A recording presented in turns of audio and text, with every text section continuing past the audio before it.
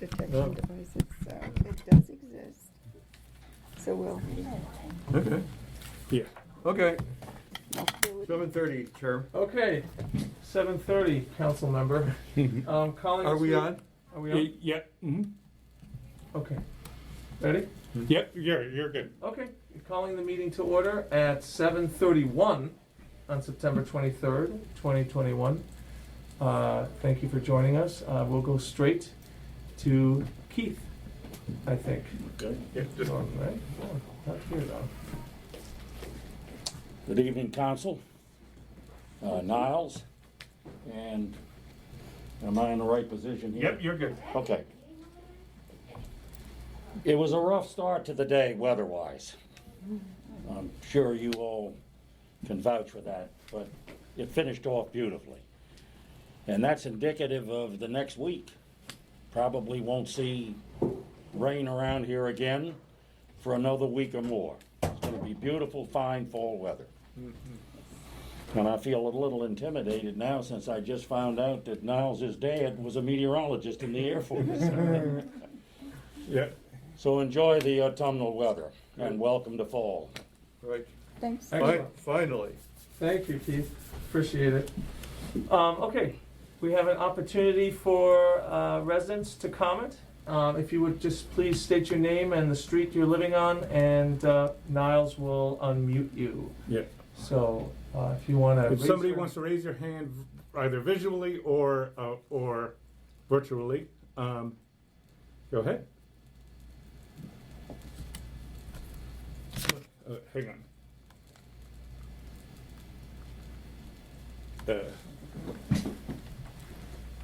Can you? Do you want to go? I think. Okay, I can't see who's. Okay. Oh, hang on. Okay. Now we're good. Okay. Let's see. Oh, it's not. Okay. I'm trying to raise my hand. Yep. No, you're good. Hang on one second.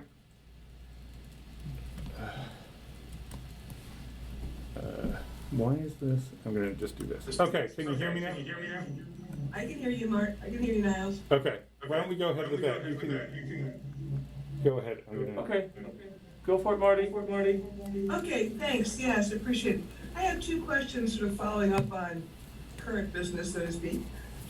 One is great to see everybody and welcome back after a difficult summer.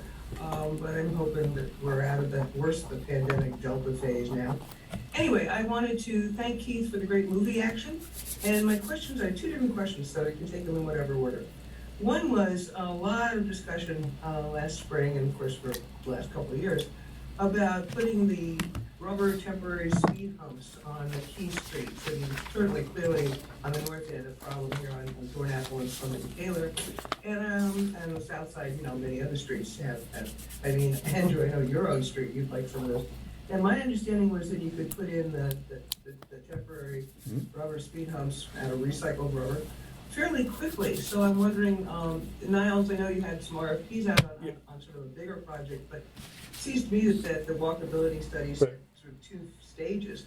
And the stage one stuff was the easy, low-hanging fruit. Mhm. So, you know, getting some temporary speed humps onto our village streets ASAP seemed to be pretty urgent to a lot of people, including me, because I've been watching the speeding trucks on Thornapple here. And so I'd like an update on that as to how soon we can actually expect speed humps. I'm not talking about concrete, Right. you know, long term. I'm talking about just the short term, phase one, stage one, what we can do, low-hanging fruit, get the rubber ones in. That's the first question. And the second thing, just following up on all the discussion last spring about open government, and last fall too.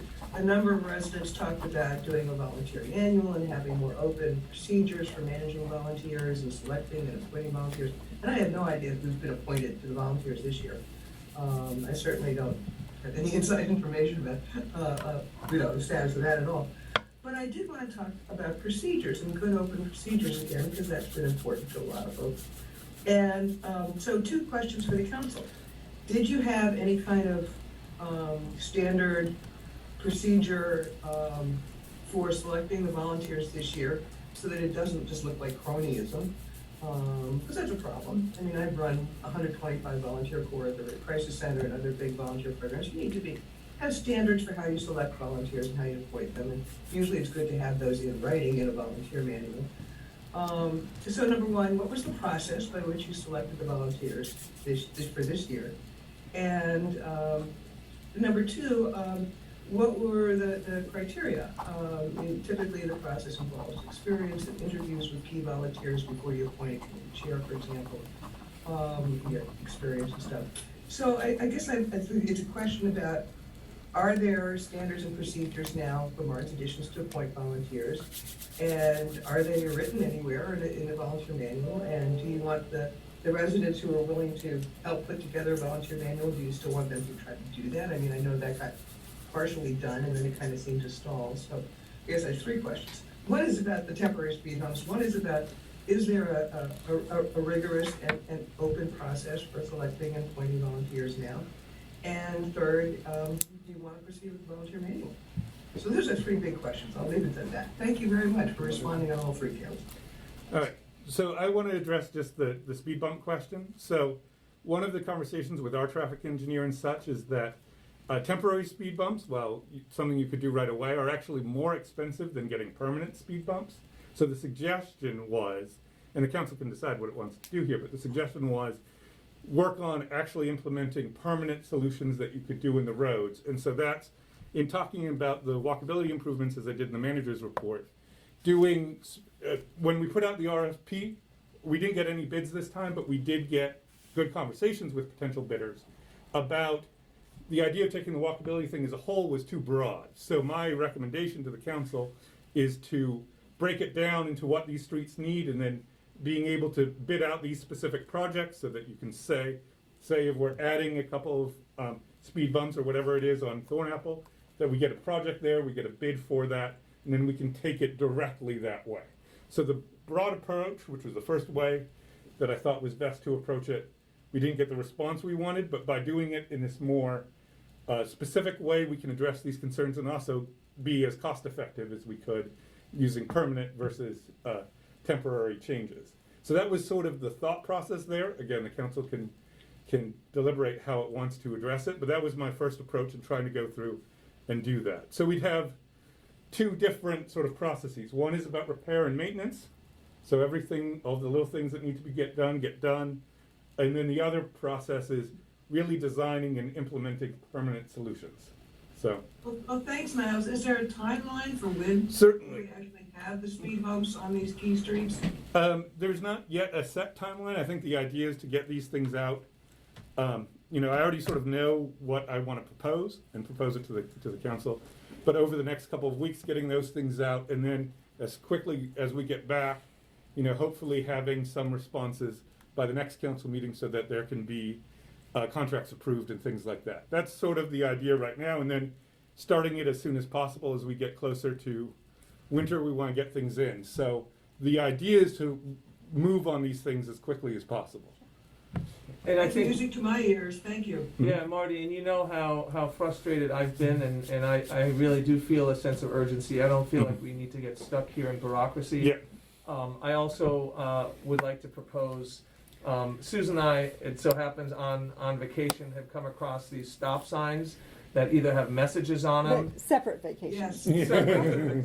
Just to All right, so we have clarify. an announcement to make now.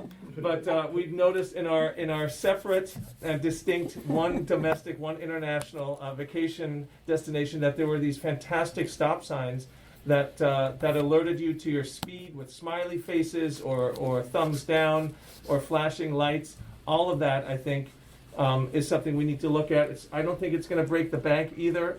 And especially I heard again from a neighbor on Thornapple who there's that one stop sign there at Chestnut, I think it is, Mm-hmm. Yes, where sir. people are It's flying everybody through. goes through it all the time. And- So I get it, and as you know, I've had similar concerns on our street, so I really want this to happen as soon as possible. And then the other part with Thornapple, just to put it in the hopper, is of course section 5, which is right there too. Yeah. And I've had conversations with their manager about, there's a resident on their side that's also very eager about this. Oh, okay. They have their own process, and I think once we present what we have, to her and then her council, that will also allow buy-in for that end of Thornapple, Yeah. which is, I've already had conversations about that. That's So, good. Okay, All right. so we're on it, and we really appreciate you reminding us, not that we needed any reminding, but letting residents know as well that this is something that it's gonna happen, and it's gonna happen soon. So we're working on it. As to a volunteer manual, I'm not familiar with where that got stuck or ended or wasn't So- completed, and why and who, and so I don't know if you can explain that, and then we can get to Yeah, committee assignments. there's certain, I have a couple of thoughts on things from the office's point of view of things that could potentially go in a manual. I think this is something that we can draft sort of a memo about to the council so that they can consider how they want to address it next. I know some residents have been interested in volunteering to write it. That's something that the council can sort of consider too as an approach. But I can tell you from my perspective where we are at and where it's things. Obviously, we've had things, since those discussions in the spring, the election, and then with the new council and everything. But we can certainly redress that as well, of just where we're at and what information we have. Okay. Right. So that, and not wanting to jump forward, that kind of also is something that I think we'll discuss in the next bullet here in terms of training, especially as it relates to the ethics committee. But yeah, so let's look into that and hopefully have Yes. some momentum there as well. As to the point of the committee appointment process, so I don't know how it was done in the past. I don't think it was a public process. Elections are public. Committee assignments up and down government that I'm familiar with have been by consensus on a council or a governing body. And the way we've done it, and we have an announcement and we'll have a vote here, the way we did it this year administratively, or in this council, is by having conversations among the council members. And I've always talked about wanting to have a council that agrees to, by a majority, supermajority, by unanimous consent if possible. And so the volunteers that put their names forward were all considered, and we all had really favorable impressions of everyone who put their name forward, and we just made a decision on the numbers and who we thought would be most appropriate and effective in being, in volunteering on those given committees. So that's my feedback on that. I don't know if anyone else has anything to add. And Marty, so happy to engage in a back and forth. If you have follow-up, let me know on my response, if that was helpful or not. And I would just Thank thank, you. I would That thank is everyone helpful. for, Again, the concern in a small organization of committee appointments is that the process should be spelled out and the criteria for selection should be spelled out, so that it doesn't look like cronyism and like people just picking their best buddies to be on a committee, that it really is more fact-based and skill-based and objective to the extent that any, quote, hiring decision can be objective.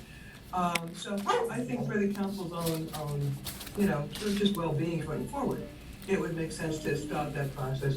It typically involves things like interviews with the candidates. I know Richard Krajek always did interviews with candidates for council committees. Generally there's a courtesy phone call to everybody who puts their name in. And like I said, in the Great Crisis Center, when I was running a 125-person volunteer corps, I called all 125 of them. It took a weekend. But that sort of courtesy phone call is part of standard volunteer management. Forgive my dog for chiming in here. Anyway, so thank you. I'd be glad to talk with you and work with you, work with the council to sort of like make sure we have really good procedures in place and that are open and that the community knows how people get selected so that it doesn't look like a black box. Well, Because that's not good for the council. yeah, I agree. I'm not in favor of cronyism, but I also want to make sure that there is no barrier to entry to volunteer in this community based on a lack of experience. This is how you get experience, by being on a committee at the village level. So let's say you've never worked on an ethics issue, you would hope that someone has a personal ethical compass and enough objectivity to be effective as a volunteer. And so whether you have 30 years of experience in this particular field or you've moved here yesterday, but you so desperately want to be involved in this community, I don't want a barrier to entry based on that. So that's, I think that is part of the criteria in these conversations. There are folks with institutional knowledge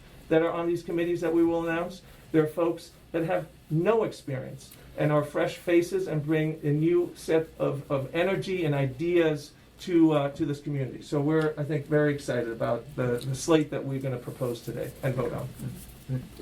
Thank you. Any other questions from the community?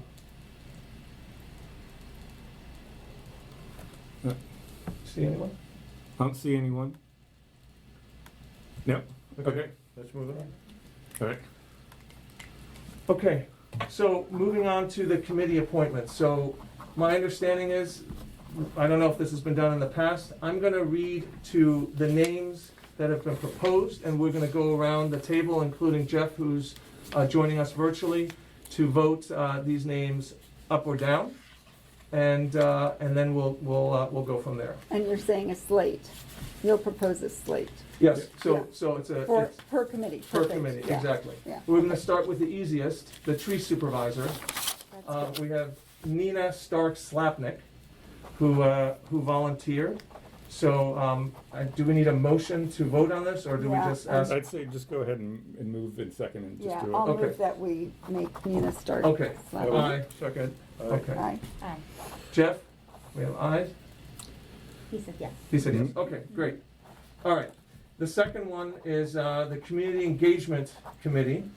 The folks that we propose are Paul McGowan, Susan Kahn, Naomi Nairman, and Keith Allen, in no particular order. So I move to motion to vote. Yeah. Second. Aye. Aye. Aye. Aye. Jeff is aye. Okay, great. Next is the Elections Committee. And here we have Peter Kahn, Paul Weller, Natalie Welly, George McAleese, and Leah Kraft. Again, I motion. I move that we accept that slate as proposed. Aye. Aye. Aye. Jeff is aye. Unanimous. So far, so good. Next is the Ethics Committee. I'm gonna have one problem with the pronunciation of a name, so forgive me. We have Lori Mitchell, Mark Efron, Ben Dunford, Lori Matthews, and Alex Geskier. So here again, I move to vote. And I'll Aye. second. Aye. So we have I here around the table, and Jeff? You know, you couldn't get through this without one nay, right? Especially from Jeff. But I don't think this is a surprise to anyone. I haven't been in support of the expanded jurisdiction, but so I'm not going to vote aye for this. But one thing I just put on the table, I know, Andrew, you and I have had a very thoughtful conversation about this, and I'm sure this will be followed up either today or perhaps with the committee. You know, just the idea, and I know that Mark Efron mentioned this, and I have great respect for everyone that you've nominated. The idea of, you know, we have to come up with perhaps some training for all of the volunteers, just so they have a better understanding of what it means to be ethical and what are those things.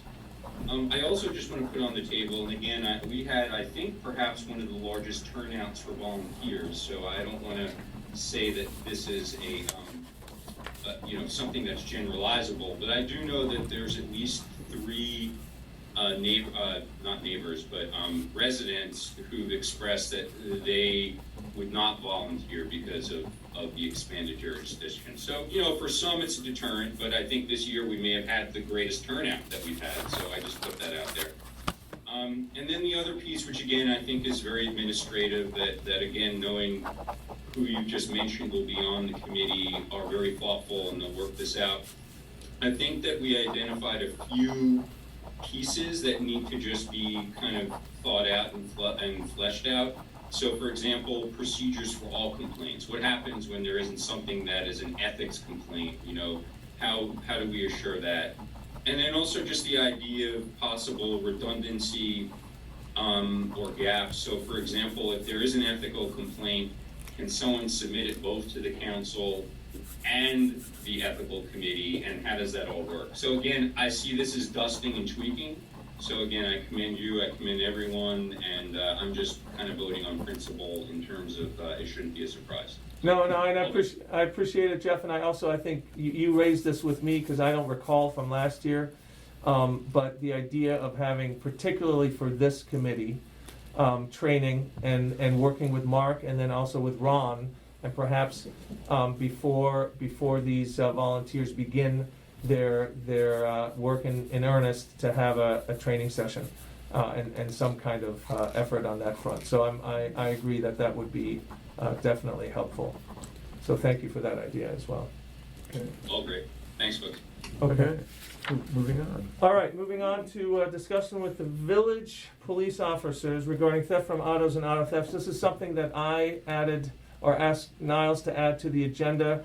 We again had the unfortunate occurrence of an auto theft from Chestnut and cars being rifled through. This is last month, I think, late last month. Or was Labor Day it? weekend. Labor Day weekend. Okay, so early this month. Again, someone just walked up a driveway. This time did not enter a home, thankfully, but bad enough, just got in the car and drove away. And again, this is something I've been raising for several years. Back in the day, I said, we were told, and we do feel lucky that our crime is limited, but I always said it's a short couple of steps from trying to open a car door to trying to open a house front door. So, and now we had that experience, unfortunately, on Taylor, and now we have this on Chestnut. So I just wanted to give our favorite officer, Nick, and others an opportunity to speak to this and have residents, if they have concerns, express them as well and see what we can do. I think I would be in favor in having a conversation where if we decide we want to increase a presence here, to me, it's a presence basically needed between 1 and 3 a.m. or 1 and 4 a.m. or 2 and 4. That's when these folks show up in our neighborhoods.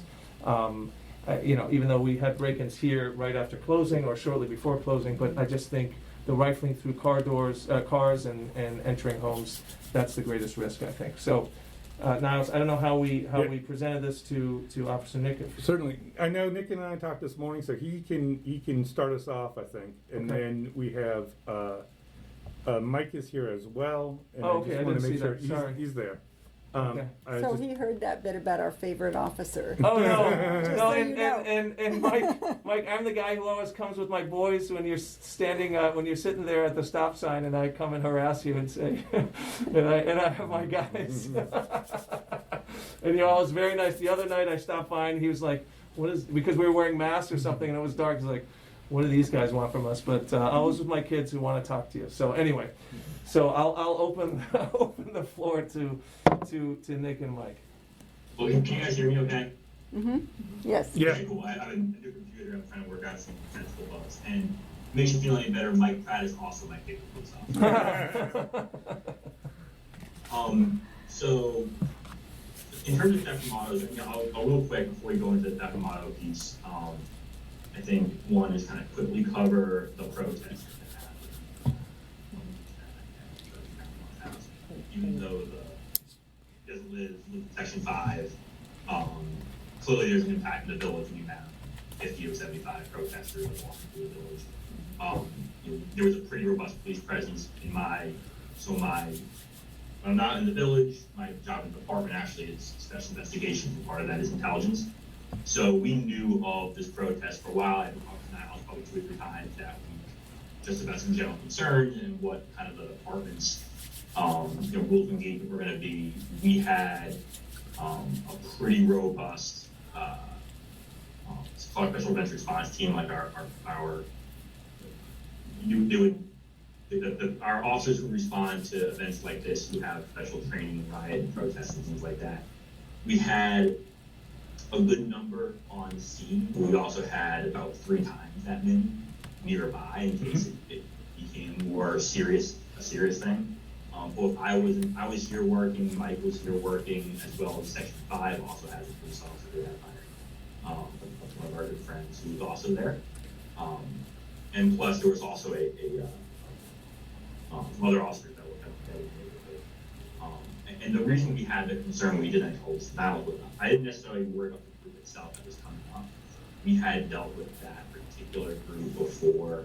They had protested in front of the chief of staff, the president chief of staff in Chevy Chase about a month and a half ago, and we kind of knew what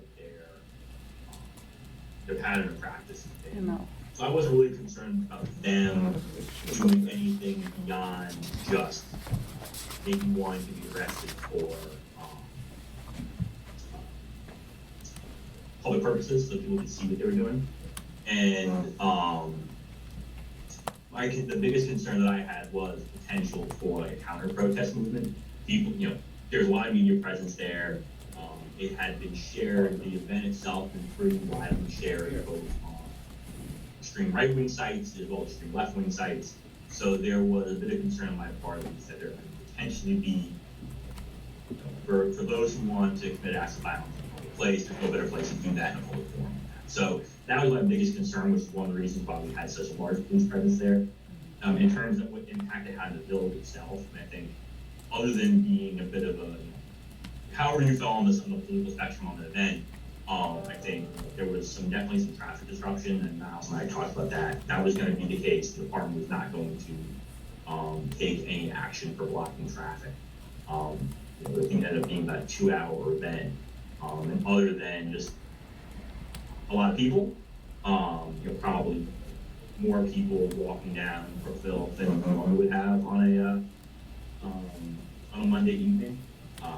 It was pretty uneventful, but I think it is something that I think for the village to keep in mind, that I think the potential for future events like that, especially at that residence, exists. I think it's becoming more acceptable to protest at a private residence nowadays, because there's a whole premise of, well, you're working from home, now you're home.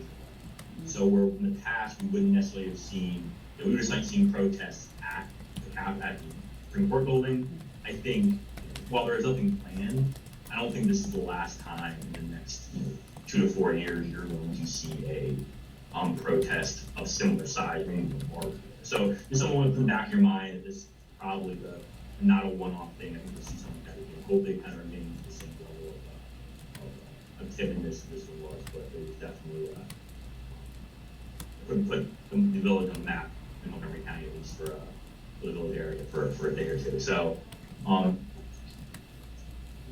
that notwithstanding, as far as Sept mottos go, we've been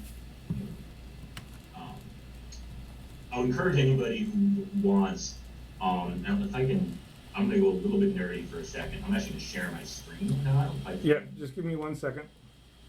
All right. I'm gonna, you should be able to do it now. There we go. Okay. All right, can you guys see my screen now? It's coming up right now. Okay. Okay. Good. Those of you can see the screen, the department on our website puts out a weekly crime summary. And this is not a like a behind a firewall portal. This is actually open to anybody in the public. And there's not only is there on Data Montgomery a very expansive data port of crime that has occurred. There's also these weekly crime summaries that are actually compiled by our crime analyst section. And one of the benefits I think we have with this versus the Data Montgomery data set is that this is actually filed by a person who does these sort of crime analyses. It is a bit of a sanitized version of things, because where I get the view of like actual addresses, we don't do that for these public summaries. So I'll pull up this one here. It's put up our media section, but it's done by our crime analysis section. And the first thing they have is a theft from vehicle summary. And that's a breakdown of theft from autos that happened countywide for that period of time. This is the most recent one published. We usually don't look behind on the public facing one. And the village is in what we call the Delta 1B. So the second district, Delta 1B. And here's like the Chestnut Street address that we spoke about earlier on where that theft from auto occurred. but that gives you the breakdown of what's happened in the county over the last week. Like I said, it's on the county website. And there's others beyond just that from auto. If you continue through, it goes through all the different beats, but luckily Delta one's pretty early on, but it also gives you a pretty in-depth summary. Because theft from auto is such a big deal, we actually have our own, such a growing issue. They broke out their own section for a theft from auto report. But then you can scroll down a little further. Here, for example, and here's the Chestnut Street address as well. Yep. On the general crime threat or crime analysis section. That's it's a breakdown, of every crime or every significant event that's happened in town. So for people who are kind of curious, hey, what's been going on in the area, this is actually a really good place to get an up-to-date summary of what's been happening. And like I said, where I get the actual address and the reports I get, this is a little bit sanitized, just gives you the block, the 100 block, but we don't want to put the address of who's the victim of the crime, but you can, for your purposes, this is pretty robust. And like I said, we've got a year's worth of summary on here. So yes, something I would encourage people to do is if they're interested in the crime that's going on in their neighborhood, take a look at those summaries. And the one thing I'd point out, again, that I've mentioned many times in the past is with the theft that happened at Chestnut Street, again, there's no forced vehicle reports being left unlocked. And unfortunately, for almost every theft from auto case that we work, and then vehicle theft, I would say 98% are this very similar pattern where cars been left unlocked. And like it happens to me too. I've left my car door unlocked before. I was actually talking to one of my bosses yesterday who left his car door unlocked, and somebody broke in and stole a package that he had. This is a guy who's been working in law enforcement for decades. So, like I said, the biggest thing, and it's we've harped on it for many years, but I think the biggest thing that we can do to prevent theft from auto is really lock car doors and really pushing people to remember to do. I'll kind of defer to Mike. I know he's here at night more often than I am, so I know he can probably talk about lighting issues and things like that. But the one thing I think that would be, and again, if you look through the other neighborhoods, there's definitely we're lucky here. If you're the victim of any crime, whether it be theft from auto, burglary, robbery, anything, this is hopefully the crime that happens to you is the worst thing that's going to happen for some time. So I understand why when someone's a victim of a crime like this, there's going to be a lot of it's going to feel personal, and that's the way crime will always feel like a personal front. But I think we are lucky here in the amount of, if you look at globally in other areas of the county, definitely crime is a lot worse other places. There's generally increased crime in the country, and Montgomery County is certainly no exception to that. The homicide rate is up. We've had 6 more murders in Montgomery County at this time today than we had all of last year. I think it's the most murders we've had since 2004.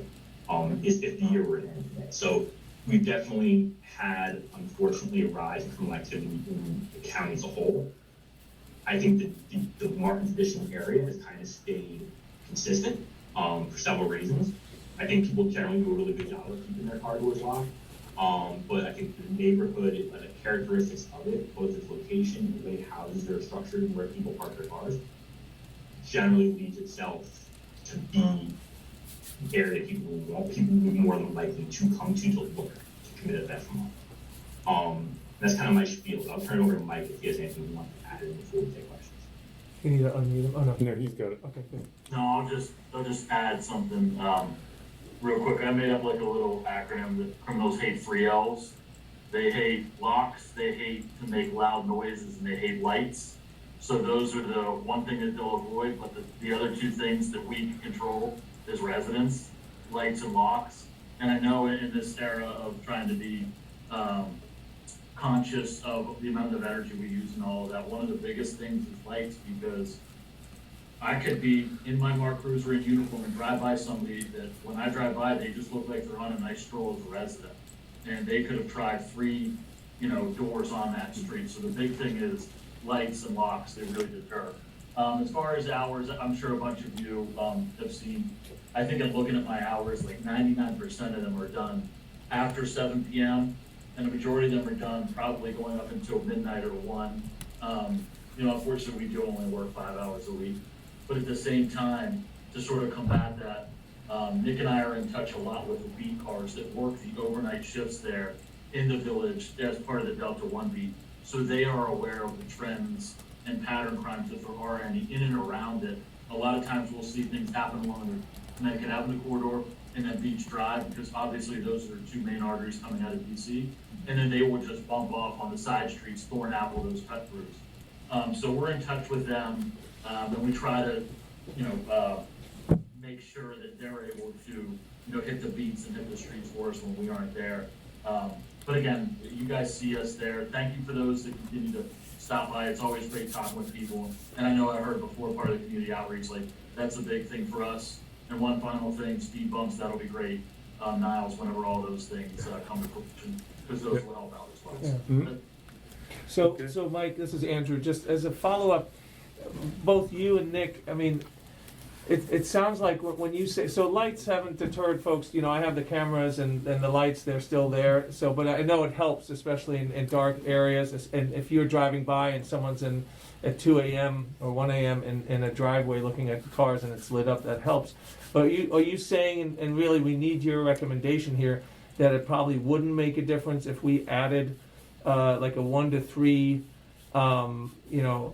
beat to our neighborhood, so beyond the cruisers that come around after you have departed, you don't think it'll make a big difference, or it's a matter of luck and statistics here and actually running into these people even if you are here, right? I mean that's the other challenge.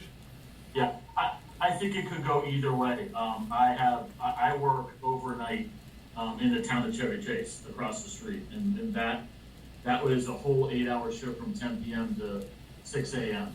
And I can tell you, working over there for 13 years, there's only been one time when I've come across a crime in progress on that overnight shift. Oh, wow. And it obviously doesn't happen. And if that's something that you as the council and everybody says, hey, that'd be great to pick up another officer or to work that particular overnight shift, the more the merrier. Obviously, Nick and I aren't going to turn down the help that you guys can offer as far as either another officer or extending hours or something like that. But I really know the answer to say, no, it won't help, or yes, it won't. I'm of the opinion that the more the merrier, to keep you guys safe. So. Okay, that's helpful. I mean, I realize there are diminishing returns here as well, so, go ahead, Pete. Not to be that person again, because I was the Taylor Street theft, but I would just like to, mark that the Brookville Pharmacy was broken into, my house, my car was broken into. It was locked, and it came into my home. But And the pharmacy was an assault as well, right? Yes, Wasn't- yeah. Yeah. And then Chestnut Street, so we're all very close in proximity. So what would you suggest maybe for that corridor? Because that's a lot of instances or incidents. What about cameras? I mean, increased cameras? What are your thoughts on that at those intersections?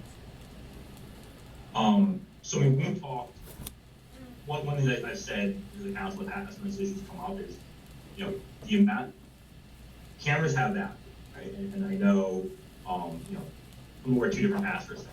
As a 20-year investigator and somebody who, runs an investigative division now, like, we love cameras. And if you go to a lot of places that have high crime, what I call truly high crime areas, like, parts in Baltimore City, parts in New York, cameras are a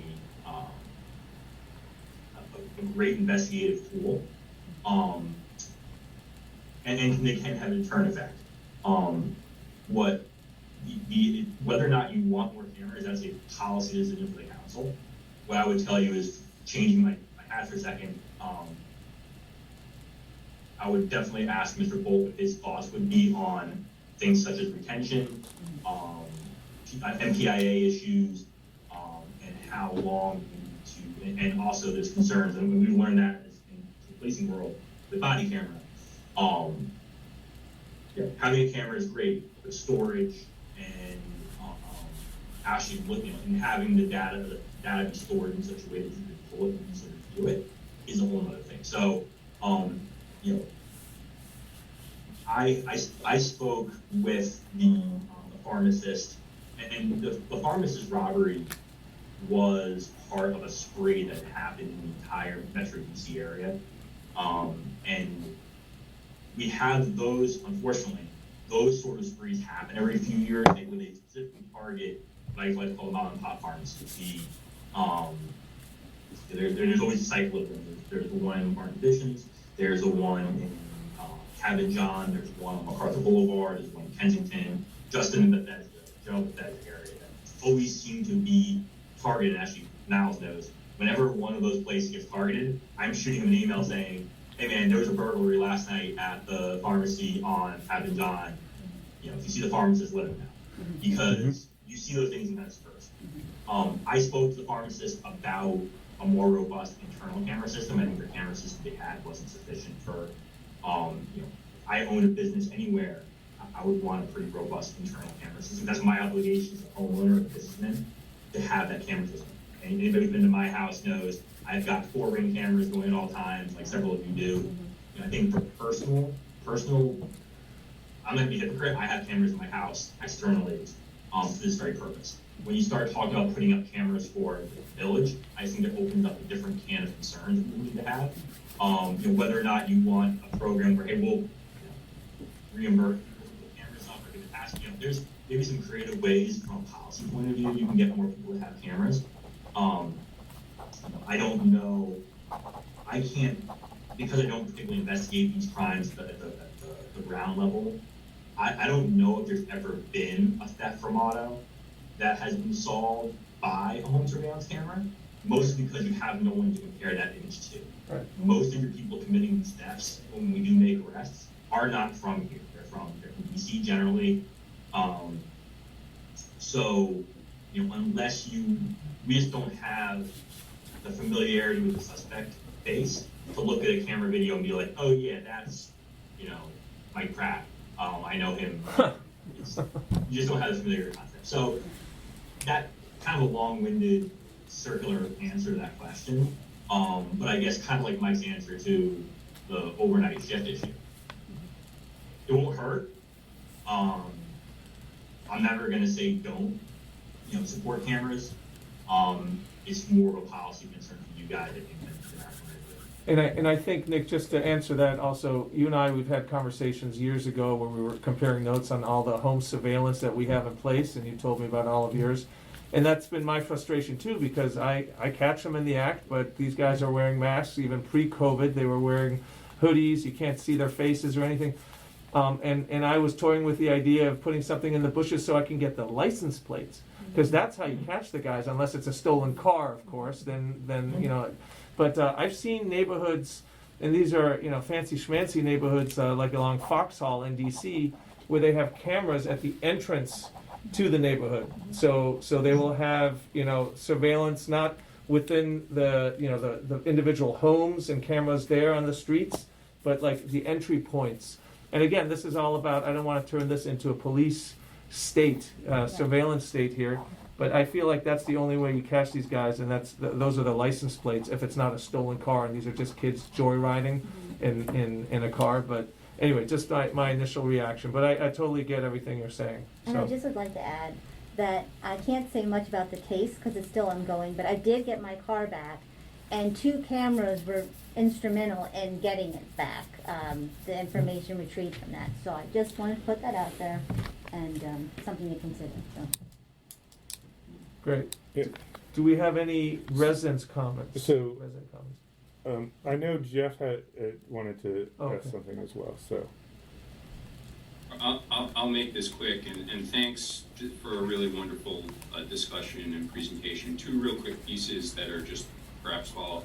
I also had spoken to employees of, you know, the various establishments, from the pharmacy, dry cleaning, and I know one thing from their perspective was they had actually asked, I think, the tenant, because again, it's a commercial strip, as Katie pointed out, it's a bit unique, to have video surveillance, and the owner didn't put that in, and so that might be just something to follow up. But again, as Katie mentioned, perhaps if it was there, I don't know if it would have assisted, but certainly the employees would have expressed how they would have felt safer.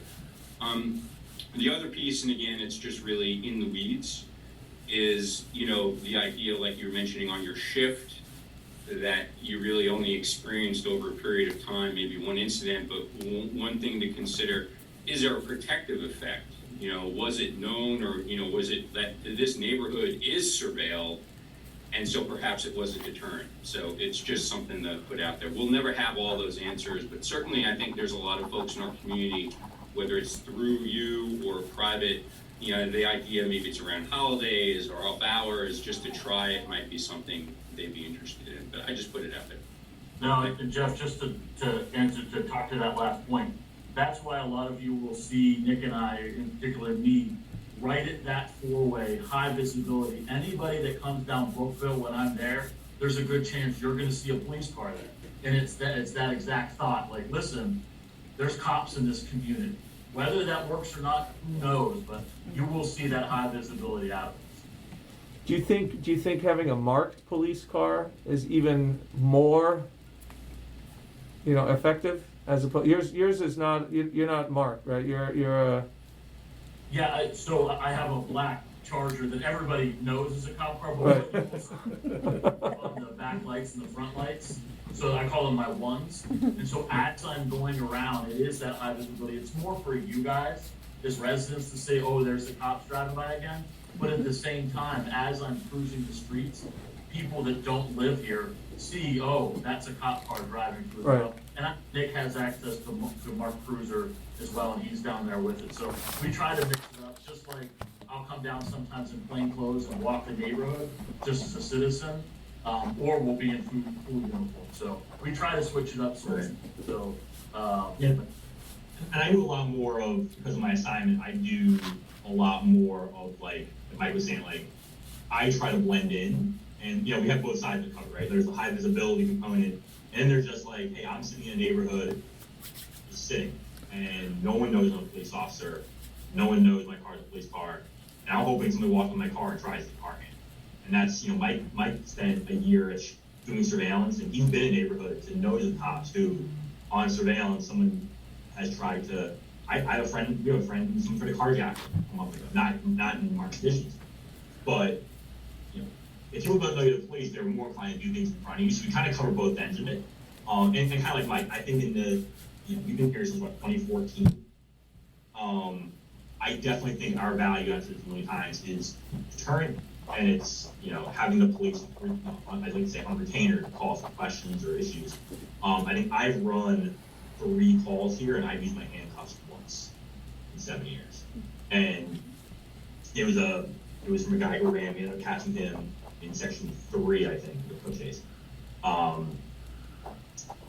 So, but like I said, I think our value is always going to be deterrent, and it's more than a safety.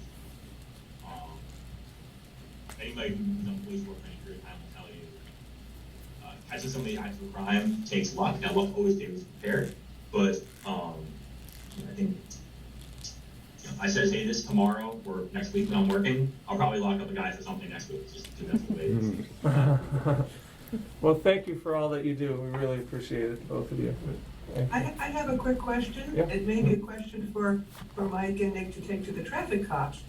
But what's the process by which we could actually get enforcement cameras on our stop signs? Or at least a couple of key stop signs, like that one on Thornapple that everybody blows through. I mean, I think that, I don't know if the county would make the money from that or what, but what's the process to get an enforcement camera on a stop sign? So there is no automated stop sign enforcement. The only things that have automated enforcement are speed and red lights. And for speed, there are certain criteria that we met in terms of like speed limits and traffic studies, and it's difficult, and we don't have a red light in the village. You have speed cameras generally, like there's one on Brookville Road every so often, just the van will side. But we don't have at this point automated stop sign. Is there any plan to implement that? I don't know if the technology exists for it. They do it. We also have automated school bus cameras too. But they do have cameras at stop signs for stop sign It's a enforcement red in light, DC. That issue right? tickets for. Not just a stop sign. I'm not sure if they do or not. I know there are, in Maryland, in Montgomery County, I know the only automated enforcement officers we have right now are Oh, it's right there. school bus, and that's to the state law. So the state law would have to be modified, first. Yeah. Have to modify first, in order to have that happen. Okay, thanks. Just Well- asking. Anyone else? See anyone? I don't see, no. Okay, thank you so Okay. much for joining us tonight, really appreciate it. Thanks, everybody. Have a good one. Thank you. Bye-bye, Thank thank you.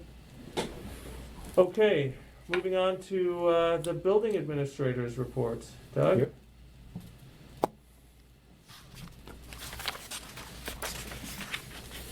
Doug, you there? Doug, Yes, Doug. he's there, it's just, he's there. Doug, do you hear me? Oh, you, and, there we go. You can go ahead, Doug. You just unmuted himself, so yes. I'm just making sure. Yeah, you can go ahead, Doug. It just lit up, so he's definitely.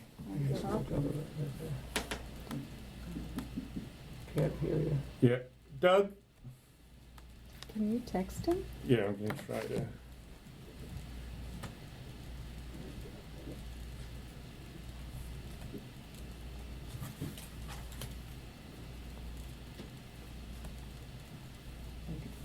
Yeah, I'm gonna try to do, well, he's on the phone there too, so I'm just gonna try to see.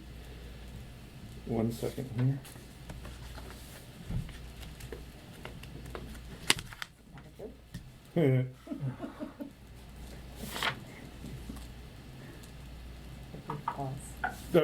You just, hang on. He just muted himself by accident. Hello? There we go, yep, Yay. you can go ahead. Okay, I don't know what happened there, but I've been trying, all right, a few things to go over tonight. At 3506 Bradley Lane, that project has been on hold for a while. But the applicant plans on beginning construction this October. There will be a new information meeting, and the county has not issued that building permit yet. In addition to that building application, there are 4 houses that are under construction at 7200 Chestnut Street, 7200 Delfield Street, at 7220 Delfield Street, and at 3516 Raymond Street. In addition, we also have 4 driveway applications that are at different stages of review by the staff at 3701 Brookville, at 163 Quincy, at 3521 Raymond, and also at 3502 Turner. And we're still waiting to hear back from the State Highway Administration on their promised improvements to Brookville Road. And I'll be sending them another email in about a week. That concludes my report. If any questions? Any questions? Any questions? No? All right, Okay. thank you, Doug. Thank you, Doug. Thanks, Doug. All right. Thank you, have a good night. So now we move on to a discussion and possible adoption of resolution 2021-6-1 to amend the village fee and bond schedule to include an environmental impact fee for the urban tree program. All right. I think we had this, we started this conversation in, maybe, was it July? There It was was a in- discussion? Yeah, so it was introduced at the June meeting. Yeah. And then it was, because of the layover that has to happen, it couldn't be until now. I'm also gonna share, in the packet is the resolution, but I'm also gonna share the screen to show you the fee. And so just give me 1 second, I need to find, the right, So the village maintains a permit and fee schedule. Yep. This resolution would amend that fee schedule. If you scroll all the way down Yep. to the bottom, you see that the environmental impact fee of $750 is added. Yeah. Right. So we voted on this twice, I believe. We introduced it in the June meeting, following the adoption of the ordinance. Right. So the ordinance changed, just to refresh everyone, the ordinance changed so that we would have the potential for trees under certain, private trees under certain circumstances, mainly when they need a sediment control permit from the county. The applicant would have to either, if they remove a tree in that process, they would have to pay the fee, or they'd have to preserve the tree, and we'd have various ways we would check in the process, and that's all in the ordinance. This is just simply setting the fee. Right. So what Arthur had originally introduced was this idea of $750, which is based on the county's fee schedule around their trees. Right. So that's the summary. Okay. So So I do- move that we adopt this. Is there any discussion, questions? I'll just second. Yeah. All right. So all in favor? Aye. Aye. We make Jeff? Yeah. Jeff, can you go ahead? I'll stop sharing. Sorry, there we go. Aye. Okay. So, Okay, good. adopted. Thank you. Discussion of the village's 2021 annual survey question. Survey. I had one suggestion here. And that there was one question towards the end on composting. Yes. I suggest that we bring that forward under the general question about services. Yes, that's Where good. was that? Question number 6 says, most of the village budget is spent on providing our residents with services. And then they ask, please indicate any changes you would like the village to consider. So somehow, either immediately after that, incorporated in it the question specifically about composting. That's which a is- great idea, because I think a lot of people really care about it, but it gets kind of lost in At the the very end. survey, and people don't Yeah. realize that their vote really does make Yeah. a difference in how the funds are allocated. So in So it's fact, number it's question 16. number 16 now, which I think is the last question. Yeah, I think Uh, it is. So it says, the composting program is a service that is facilitated by the village, but the village does not pay for it. But then the wording is the challenge here. Would you like this service to continue? I think we would like. Would you should it support the village Support the paying for village. monthly Paying for the fees? service. Would you like, I don't know, some wording of, would you support village paying for this service? And I mean, maybe something even to the fact of, would you, if you're not participating, would you participate Yeah, in the village? so there's several, there's a question and a sub-question here. Yeah, Because maybe folks would like to do it, but don't wanna spend, I don't Right, know how much we're right. spending, a couple of $100 it's, a year? yeah, Yeah. it's 16 or 14 a month, I think it's 14 a month, I think, is what it was Yeah, last. Depending on the size, The no? spending on the size of what you got, it's 14 Yeah. and 16, I think. A Okay, little clarification on how to participate. right. Oh, that's And true. that's something that I've put out a couple of times in the weekly wrap-up is to get people involved. We've had a few new people, so that might be something that we put in again, just to sort of put that up. And I can also, I know we had, Susan, thank you, had reached out to Compost Crew about what it would cost for us to take it on, and I want to say it was in the neighborhood of $12,000 a year. That's about right, yeah. So that cost can also, we can either put that in the question or have that readily available so that people can consider that as well. And maybe it drives the cost down. Right, because it is, Would. so As an entire village. it is the way that their fee format works, is based on the more people who participate, the cost goes down. Per person. Per person. Yeah. So that's where, if the village and if the council wanted to go that direction, it would overall save cost compared to people individually doing it. And I know I've heard from a couple of residents who said, one resident in particular who emailed both the vendor and myself saying, we're no longer going to participate because we think it should be a village service. So they are doing their own composting right now at their own expense, but wants the village to do it. So there's that kind of feedback on that topic. And by the way, compost crew, I mean, I think they do a great job. They're phenomenal. Very responsive, and I think they're doing a great job. So That's the only suggestion I had. Anybody else? We might ask for specific feedback on walkability. Maybe just highlight the sort of takeaways from phase one walkability and Like what? just what remedial measures, I mean, actually, most of this was covered I in would say the walkability public- survey already did. Public They safety. did that with the Yeah, public safety. Thorough survey. My Just recommendation, I think, would be not to include it in this survey.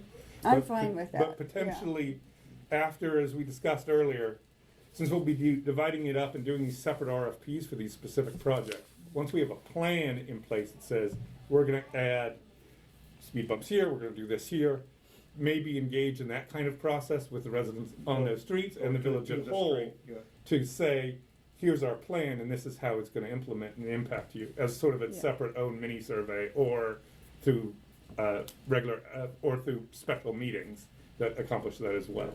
Good. Any other? This is Jeff here, and we can take it offline real quickly. I know last year Katia was sort of the point and did a fabulous job. And I remember we actually had an administrative meeting going through each of the items, and I think Niles, you were part of that, and you know, it was a really great discussion. I don't necessarily, you know, we don't necessarily have to do that every year, but I was just going to suggest I'm happy to take a quick look and provide any comments. I wasn't sure also if you open it up to residents to do the same, but you know, I wasn't sure who the point person is, Niall, if you're the kind of the admin, but I'm happy to, you know, take a quick look and share that, if that makes sense. We can do that. We can set so the other thing I was going to ask on this agenda item is, so it's September 23rd. So I think the goal would be to get this survey out by maybe, you know, 2 weeks, you know, something like that. So if you have, so suggestion to go to Jeff's point is maybe the council review the questions, you have comments, send them to me. If there's enough difference or enough comments to require an admin meeting to do it, we could do that. Because essentially what you can agree to now is that we will do that. So it would just be about the wording and potentially what we want from it. Right. And so that way we give, you know, maybe we give the council till the 1st, so till October 1st to review, and then, you know, if we need an admin meeting during it 4th or the 5th, something like that, of October, then we try to send it out later that week. Is there anything else that we're interested in that we're not getting in what we have right here? I can't think of anything. Yeah. So. I think having an opportunity to read it again. I mean, I read it a while ago, so I'll need a refresher just to kind of. So I'll do another read through.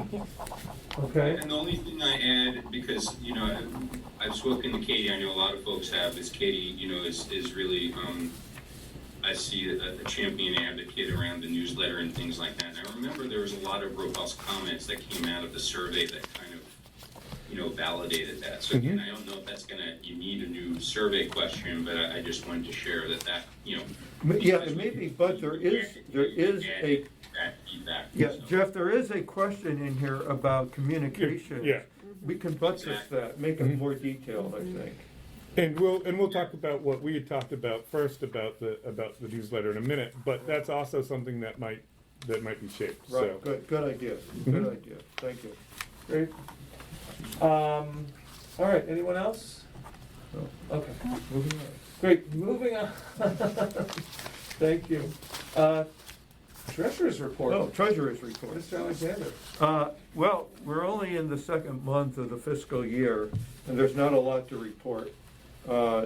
Virtually, not much money has been coming in, and we haven't been spending that much, so there's not a lot to report here. We expect all the major amounts of money to be coming in over the next several months, October, November. And spending is going along as planned, and we're in good shape.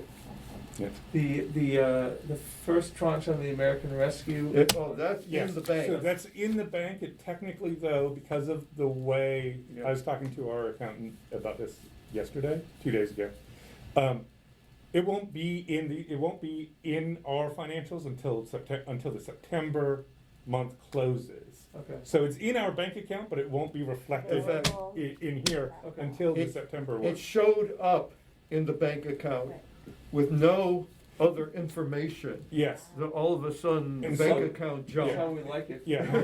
And so no strings attached. Right. So yeah, well there are strings. There are strings. There's about 50 pages worth of strings, but this is one of the which we'll issues talk about. that Niles will discuss in his manager's report. But what can we do with the money? Right. Yeah. So And there's been conversations I've been privy to with some other mayors. Correct. And figuring out what they're gonna do with, Right. with their money. But, so let's move on, Yeah. transitioning to manager's report. Right, and why don't I just start there, just because it's the easiest thing. So yes, as we said, so we've received $489,181.34 in American Rescue Plan funds.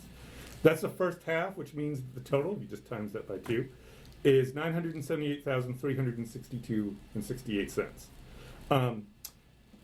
Going through the guidance, so we're still under technically the interim rule.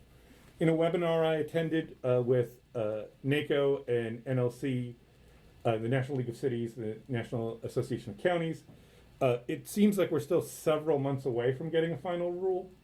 However, what it appears from reviewing the rule, and Ron created a memorandum about what the potential uses are. Most of the ones which I will share with the council, he gave it to me today, I should say,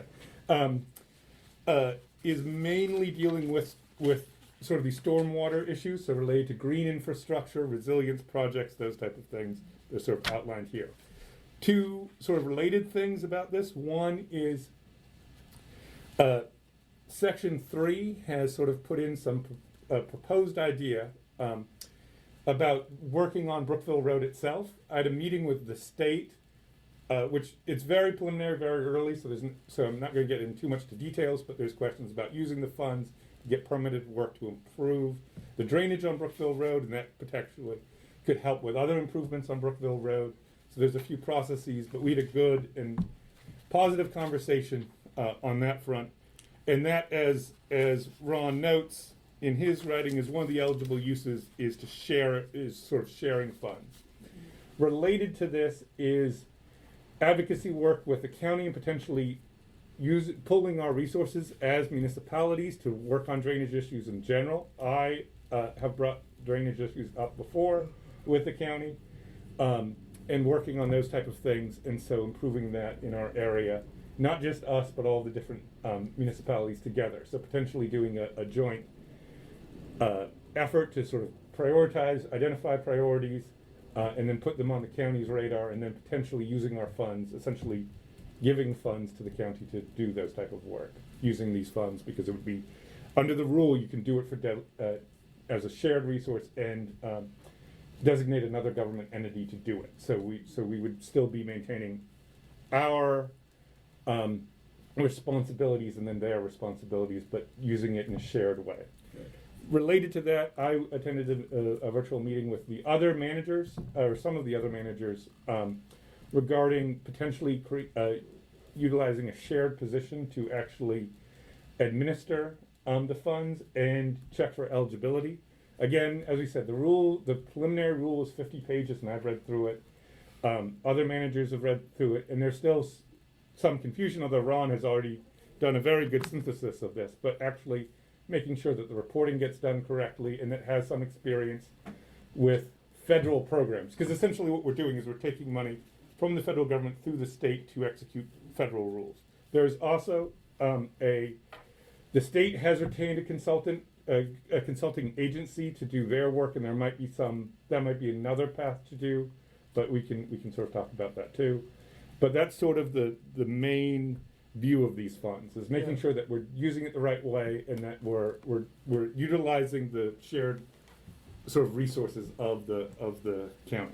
And I think what has been expressed as well is a lot of the other targeted areas don't really apply Right. to us, which is health, I think, related, Yeah. employment related. So I think that's something that would have qualified as well. Right, Okay. and for example, one of the others that some other municipalities are doing that wouldn't necessarily apply to us is revenue loss. Right. The village did not really incur revenue loss. Right. So that kind of application wouldn't necessarily fit either, but some of the other ones, mainly ones that had facilities, so like Somerset has a community center, a couple of others have community centers, they incurred revenue loss because they couldn't have events as rental income. And so that's where they're using those funds, but that doesn't apply to us, so that's a good example. Did you say it was 989,000? 978,000 That's is the more total. than, that's about 25-30% more than our usual annual budget. Yes. So I was just wondering, because I saw a Mhm. recent Washington Post article about municipalities in this area we live in, and we have a healthy budget. Mhm. Some municipalities kind of partner with other municipalities that are more in need. Would we consider maybe partnering up with and making a contribution? So the question is, can you even do that with this money? It sounds like if you partner up with a neighboring to Yeah, address so- the infrastructure need that we have, as opposed to donating it. Right. I don't know if that's.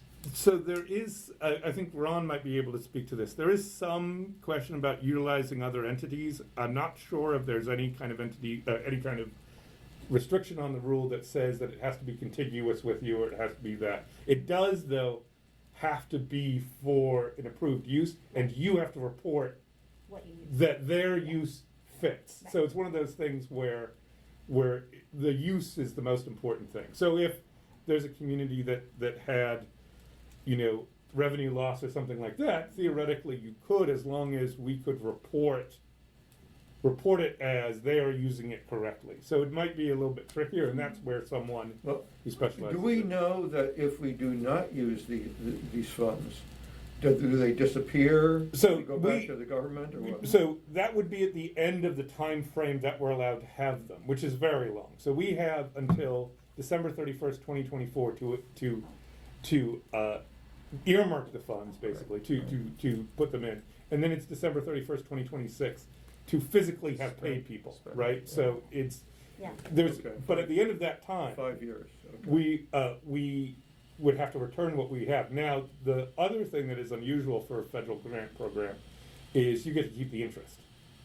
So most of the time when you get grants like this, it's the pure amount, and you have to give the interest or use it in the use.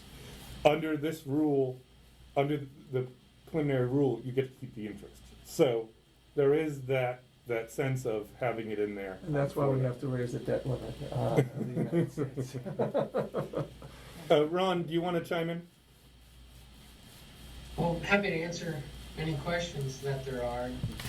I prepared that memo for the town of Chevy Chase, but sharing it with my other clients.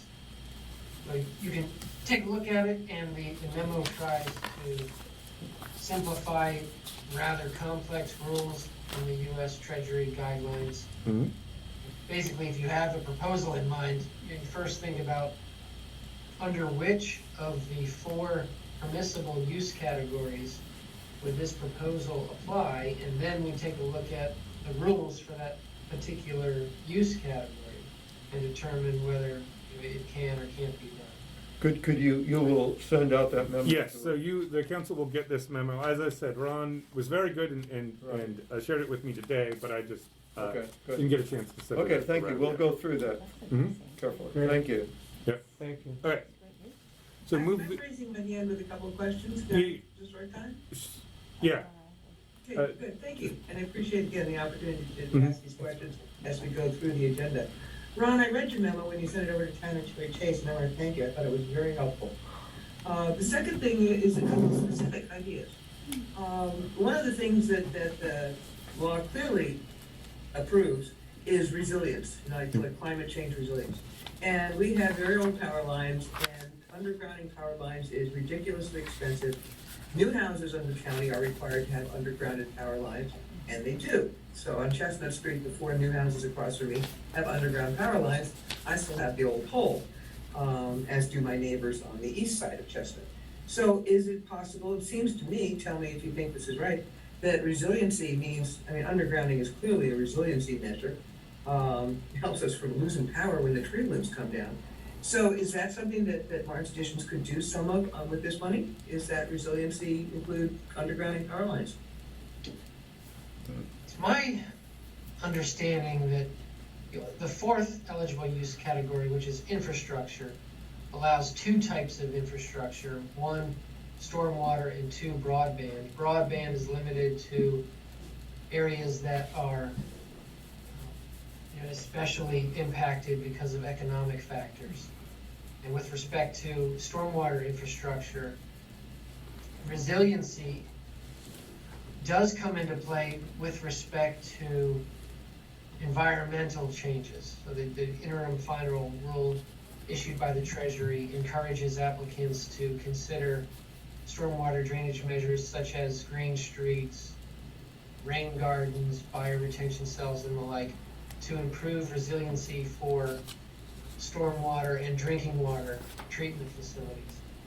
I don't believe it would be an eligible project for undergrounding electric, but I'd have to look at that in more detail. Haven't thought about that before. Yeah. We expressly have the power to engage in stormwater Yeah. drainage requirements to combat global changes. I would have loved for the answer to be yes, because I would love that for our community. So I love that question, Marty. So I guess maybe we'll get a more firm answer on that. Yeah. From what I've seen, and I think it requires more of a deep dive. That's not kind of what they've been going for. That's not any of the examples I've seen, and so on and so forth. Right. That being said, it's something to look at, and it's something to maybe see about. If any community is already trying to do that as one of the uses. It seems like these funds are not nice to have funds, but like funds for things to, Right. fix the infrastructure, even though it is part of the infrastructure. I get It's it. just a different set of infrastructure in the way that they've defined it. Yeah. Because the other thing to note is, and this is to Ron's point, the water and sewer stuff is all related to the Clean Water Act and the Safe Drinking Water Act. I believe that's the name of the two rules. So a lot of the part of that is applying that framework to these projects. So it's the Treasury Department is trying to sort of figure out where the guidelines are and the guardrails are. Okay. What else have you got on the manager's report? Certainly. So going back, I wanted to just mention, we already talked about this earlier, but just wanted to mention the newsletter redesign. So Katie and I met in August, and sort of we went over some ideas about sort of the physical redesign, utilizing templates that already exist in Constant Contact, and this is something that we'll probably talk in more depth at the October meeting. But we both, I don't know if you wanted to share more, but just saying we need to do that. And just do that.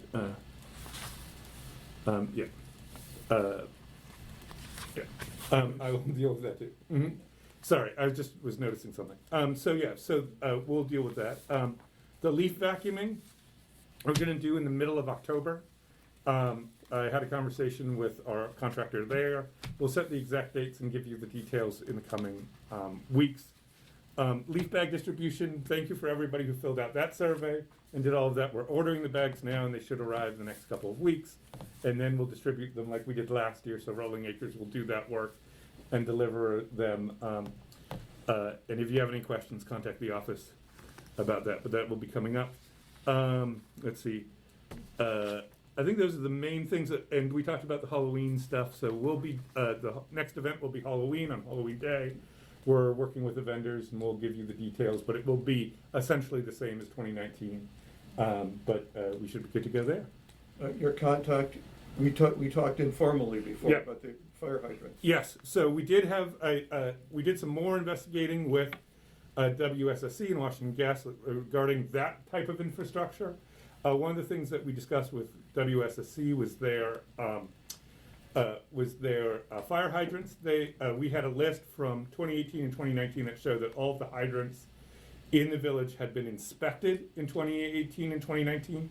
We're trying to get an updated list because we suspect that there has been some inspection since then based on their data and what they should be doing.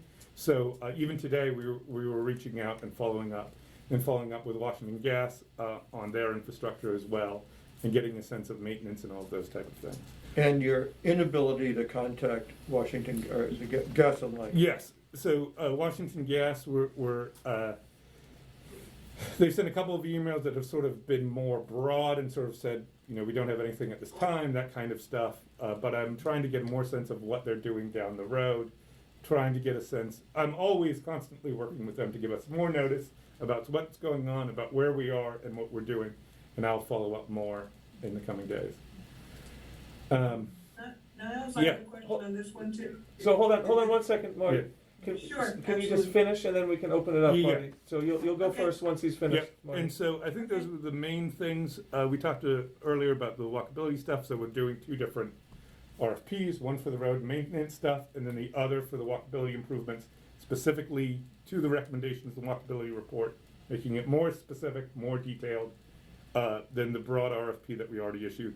So just to get the results that we need there. And I think that's the main thing, unless, I was just gonna add on the newsletter. yes. That the redesign that we, were consulting, it was, free of charge. Yes. So it wouldn't be an additional cost. Yeah. It was like a mock-up provided by our current Yeah. provider. Mhm. So I just wanted to note that. Yes. Excellent. Okay, All right. Very economical. Yes. Yep. great. Right. We need it right All right, you done? I'm done. Okay, so we're back to residents' comments. Marty, go for it. Okay, thank you. And I appreciate what you guys are doing in all these various areas. Niles, specific question for you about the inspections of Yeah. the fire hydrants. I've been talking to Larry Watson, who of course is a building inspector and knows all this stuff nitty gritty. And there's like levels of inspections. There's like drive-by and wave-at Yeah. inspections. And then there's where you actually take, he says, maybe 90 minutes, where you're testing water pressure when you turn on adjacent hydrants, and you're really making sure that the system works. And it's not at all clear to me, and it may not be clear if the Washington, WSSC folks aren't clear with you. What exactly do they mean when they say they've inspected these? Because if they're Right. just driving by and waving at them, that doesn't count. Right. Are they actually testing the water pressure? Are they testing the water pressure up to the code standards that Larry explained to me? I mean, I learned a lot about fire hydrants from Larry. Yeah. And, the fact that we had a house burned down on Taylor Street because there wasn't enough water pressure, clearly, so my question is, what kind of inspections are they doing? And can we as a village make sure that they do the full, sort of builder's code, water pressure testing that they're supposed to be doing, Certainly. not just an inspection? Certainly. I mean, I think that's a question that is a good follow-up question. I mean, I think getting the data and then responding to them about it. I know from my own physical observations that they physically have had people go out and look at, in person and sort of working with the elements of the fire hydrant. I saw one right outside the office on the corner here. But I think if we get a sense of what their inspection criteria are, that could be a good question to follow up with. And just see what they do. I think this is a question, WSSC is responsible for 41,000 hydrants. So I think trying to push them to say what they're doing about 29, is one of those things where we can see and have those discussions, but it's also sort of learning what they need. The 29 most important ones. Right, exactly. But that's where Well, we can the board advocate for does. it. Yeah. Yeah. Mhm. Okay. Well, thank you for following up on that, Nigel. Certainly. Because again, I am troubled by the fact that a visual inspection really doesn't mean much. Mhm. And I think WSSC is a bureaucracy like a lot of others, Sorry. and will tell you that they inspected something when they really didn't test it. Mhm. And so I think the question is about what does a test involve? And please, follow up with Larry Watson on the details. Like I said, I learned a lot about what you actually have to do to test a hydrant to make sure it's gonna function in a fire. And living in a 125-year-old wooden house, I'm really concerned about fire hydrants, as are a lot of our neighbors who have older houses, of course, so thank you very much. And on the gas lines issue, Again, the flooding, you know, there's an old creek that runs under Taylor Street, which is why those gas lines keep flooding. And I know that the gas company has been impossible to get hold of.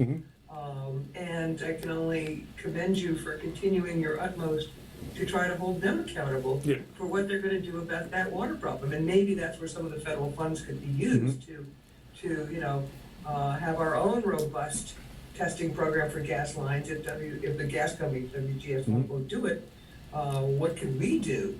Because I don't want houses on Taylor Street exploding, thank you very much, because of water in the gas lines. I mean, that is really dangerous stuff. And it affects people's furnaces, which means that you can get, like, you know, toxic fumes in your house because you've got water coming into your furnace. And so this is really dangerous. And the gas line thing is just, again, a safety priority in my mind, and I know it is for Arthur, you spoke to this at the last meeting, and I appreciate that very much at the safety meeting. It just, you know, it's one of those invisible things that can kill you. So Actually, they're visible. Every year, 10 to 20 people on the average are killed by gas line explosions in the U.S. And I think it is something that we ought to get a handle on. And I can have further conversations now, and I'll reach out again. And I got a couple of contacts for people who are doing some work in the village as well, and that sort of might yield a different avenue, and just sort of see what they say and what they know. Okay, good. Right? Thanks for raising that, Marty. Appreciate it. Any other? One follow-up, which is in the newsletter, Katie, I'm so pleased that you're spearheading the effort to make the newsletter, you know, more robust. But one thing that we could put in the newsletter is, you know, a monthly column on sort of, you know, just how to know if you have a problem, what to do. You know, sort of safety cues, you know, Q&As. Right. You know, how do I know if I have water in my furnace, come on my gas furnace? And, you know, just sort of what to do. I mean, you know, a heads up. I mean, I'm not talking pages. I'm talking, you know, a paragraph or two, where alerting people to safety issues like that. And I think that would be a useful addition. You know, we haven't really talked about putting a safety column in the newsletter, but I bet people have a lot of safety Q&As like that. Absolutely, that's a great idea, Marty. And that goes to sort of something that I was thinking about at one point, which is to have sort of a connections page. Some of the other communities do have where it's various links to things, and you just have a page on the website that says, here's who you call, here's who you do, and have that as part of the website. And that was a thought to make things easier for people to find things if they know, hey, we can look in the website and find everything. So that was my thought as well. And that's good too, but I do think like putting out bullet points and quick information is always, quick tips, and never hurt anybody either. And we've done that before. There used to be like a yellow pages in the back. There still is, but I think making that a digital digital thing, we've done it before when there's been a couple of times where there's been a discolored water, and we've put in exactly what WSSC tells you to do, so it's not, you know, it's just finding those resources. Right. I can't even find it in here. Okay. Other questions? Mm-hmm. Other comments, sorry, from the residents? Yeah. Okay, so one. Hang on, there's one resident there. Dean has a hand. Yep. Yeah, hi. I have a question or issue with the composting. Just the common sense of it, where, you know, when you give something free to people, it tends to be that they don't have to do that extra pitch in. I just noticed with regular regular recycling, they still have, you know, I see people put stuff in plastic bags and don't break stuff down. So there's such a big learning curve. So, you know, there's got to be steps before we just say, oh, here it is free. I think that's going to happen. Well, you know, they need help, and if they have to do extra steps. Yeah, I think that's something to consider too, and maybe seeing what our current or sort of current adjacent, you know, contractor is not really a contractor of the village, but compost crew might have said what they've done in the past to educate people, and maybe that might help. They did have they did have an information session. You know, I'm sure they would be happy but to I do think that doing that again. or seeing or that, even just a and that's another way. An item in the newsletter. Right, putting Good it in idea, Janine. newsletter, and then also maybe seeing what they would be interested in sharing and doing, something like And that. even having the Montgomery County, the regular recycling, Yeah. I don't know how to, Yeah. still they're not doing that. Some way to, Right. if they have some ideas and, So, I don't know if, I think Lynn had sent me this earlier, and I was gonna see if he's still on. The county did these and I think another resident did too. The county did these series of videos about recycling. Huh. And it could be a link again, community connections, all these type of things. Yeah. A link to these series of videos where they talk about what goes in recycling, Right. how to do it, and Yeah. sort of do it that That way. would be Because helpful. even though Yeah. we do our own recycling, it still goes to the Montgomery County Transfer Center. So the rules still apply. It's just, a different provider. So that would be another way of addressing that specific concern as well. Good, And they're pretty fun. good idea. giving them, a visual, quick cheat sheet, Yeah. place to Mhm. quickly. And that's something that I know there's a one pager on as well, and so we can put that put a link to that and then have it for people and such. That's good. Okay. Thank you. Anyone else? So before we adjourn, the one thing, and Jeff reminded me, I forgot to mention just liaisons for the committee. So I didn't mention those when we went through the committee process. I mean, it's not a big deal, but we've decided on Yeah. Susan for community engagement, myself for elections, and Katie for ethics. I just wanted for the And I record. will continue on the safety task force. Mhm. Okay. Okay, we're ready to Good. Oh, I adjourn? just had one Oh, thing to yeah. say. I wanted to thank Keith Allen and Yes. the Community Engagement Committee for the recent movie in the park. I know it had to be rescheduled, but you couldn't have picked a better rescheduled night. It was a really successful event. I think we had about 50 residents. So I And- just wanted to thank Keith and Yeah. Fun Flicks. Was that? Yeah, is it- Funflix, yeah, who are Fun always Flicks. very good. Yeah. I want to personally thank Keith just because that was actually the day of my daughter's 2nd birthday party. Aw. So I couldn't actually make the movie night, Aw. but you did make a little girl happy with that, so. Aw. Nice. All right. Yet another kid. Yeah. Keith. Okay. Okay, anyone wish to make a motion to adjourn? I'll move to adjourn. Yo, Second? I second. And the yeas? yay, oh, yay, yo. All right.